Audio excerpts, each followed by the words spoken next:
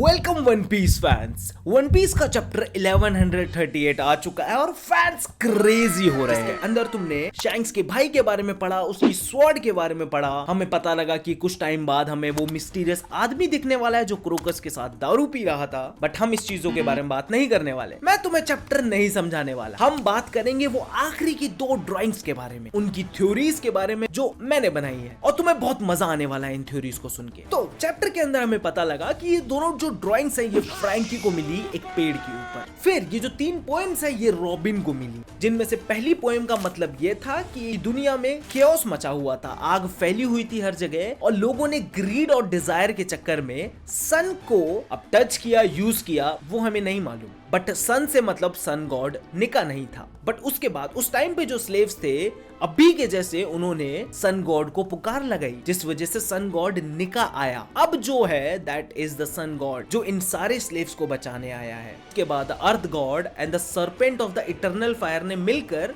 इस पूरी जगह को तबाह कर दिया, सबको अंधेरे और मौत के साए में डाल दिया और बनाई grand line.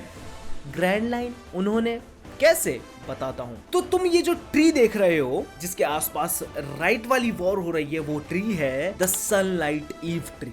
Sunlight Eve tree को अगर तुम ध्यान से देखोगे तो वो मेरिजुआ के जस्ट नीचे फिशरमैन आइलैंड के बीच में है। एक ऐसा पेड़ जिसकी रूट्स फिशरमैन आइलैंड को सहारा दे रही हैं, बचा रही हैं, और जिसके टॉप पे मेरिजुआ है। और ये ट्री जिंदा भी है, जिसकी वजह से ये तो प्रूफ होता है कि ऊपर कोई हरा भरा पेड़ तो है। जहां इस ड्राइंग के अंदर हम देखेंगे कि साइड में जो सिटी है that is 110% the ancient kingdom, क्योंकि इसकी टेक्नोलॉजी तुम ऑब्वियसली एडवांस देख सकते हो।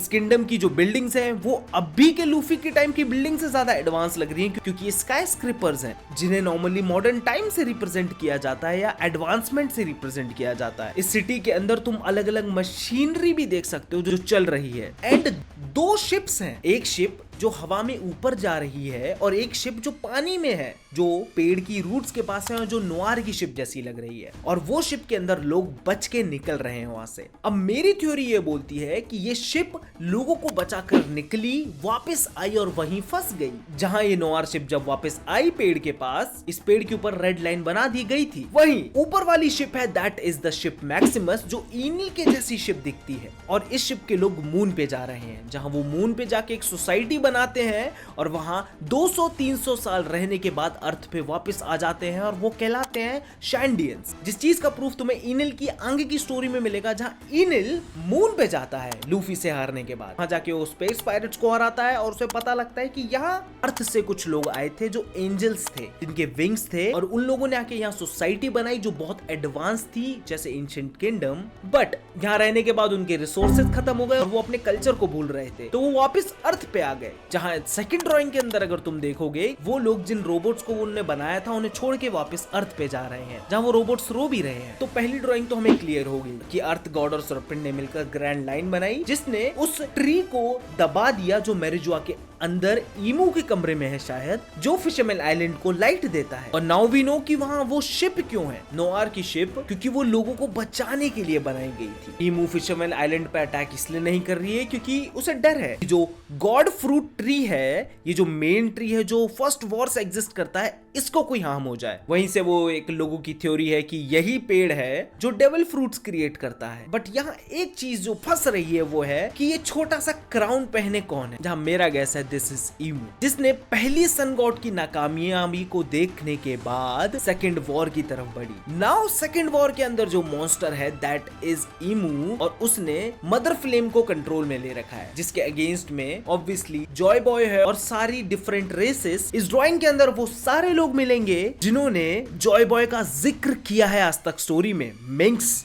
जायंट्स, लुनारियंस वही लोग हैं जिन्होंने अभी तक स्टोरी में जॉय बॉय का जिक्र किया है, या जिनकी नस्ल और ट्राइब को मालूम था जॉय बॉय के बारे में। इनफैक्ट तुम्हें इसके अंदर वानो के समुराई भी मिलेंगे, और एक डिफरेंट शिप जो एल्बास्टा की है, क्योंकि उसके ऊपर वो एल्बास्टा का सिंबल बना हुआ है। तो मेरी थ्योरी ये है कि जो पहली ड्राइंग की जो क्वीन है वो ही सेकंड ड्राइंग की मेन मॉन्स्टर है। कुछ प्रूफ्स कि पहली वाली ड्राइंग के अंदर जो पावर लोग यूज कर रहे हैं इस किंग या क्वीन के अंडर में, वो पावर वही है जो इस मॉन्स्टर के सेकंड हाथ के ऊपर तुम देखोगे। पहला कोरिलेशन की दोनों लोग सेम हो सकते हैं। अब बात करते हैं सेकंड पोएम की, जो बहुत ही ज्यादा डिफिकल्ट टू क्रैक थी। इसके अंदर तुम पढ़ते हो the forest god sent forth demons, मतलब फॉरेस्ट गॉड डीमंस भेजता है, जिससे कुछ इंटरनेट पे लोग बोल रहे हो इसका मतलब है डेविल फ्रूट्स, पर मेरा कहना है शायद फॉरेस्ट गॉड ईमू है जो डीमंस बना सकती है, जैसे उसने 5 एल्डर्स को बनाया।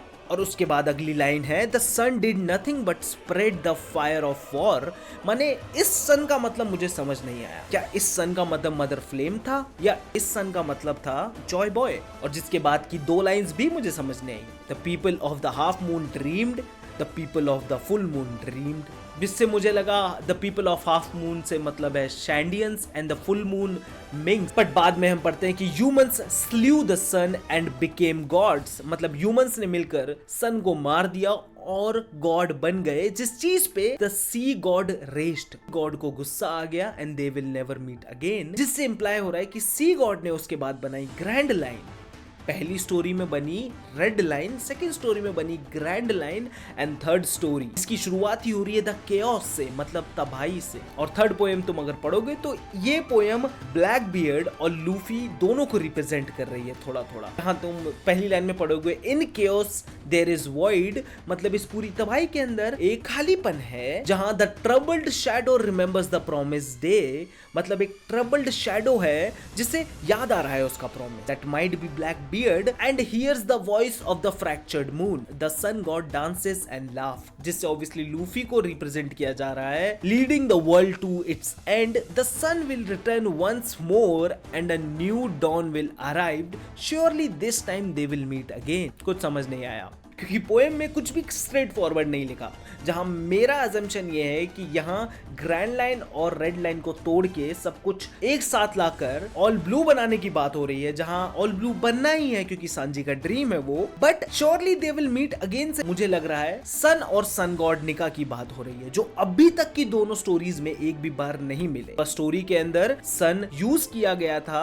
एंड सन गॉड निका शायद हार गया, उसने लोगों को बचाया और वो रेड लाइन बनी। सेकेंड स्टोरी के अंदर जॉय बॉय हारा जिसे मदर फ्लेम फिर नहीं मिली और ग्रैंड लाइन बनी। बट ये दोनों टूटने के बाद शायद लूफी को मदर फ्लेम मिल जाए और मदर फ्लेम से इनका मतलब है द सन, और शायद इन दोनों के मिलने की बात हो रही है, दे विल मीट अगेन। बाकी ये मेरी थ्योरी थी, तुम्हें इस थ्योरी में क्या पसंद आया क्या नहीं मुझे कमेंट सेक्शन में बताओ और मिलते हैं नेक्स्ट थ्योरी के साथ, अगर कोई अच्छी थ्योरी आई तो। बाकी मैं तुम्हें चैप्टर समझाने कभी नहीं आने वाला।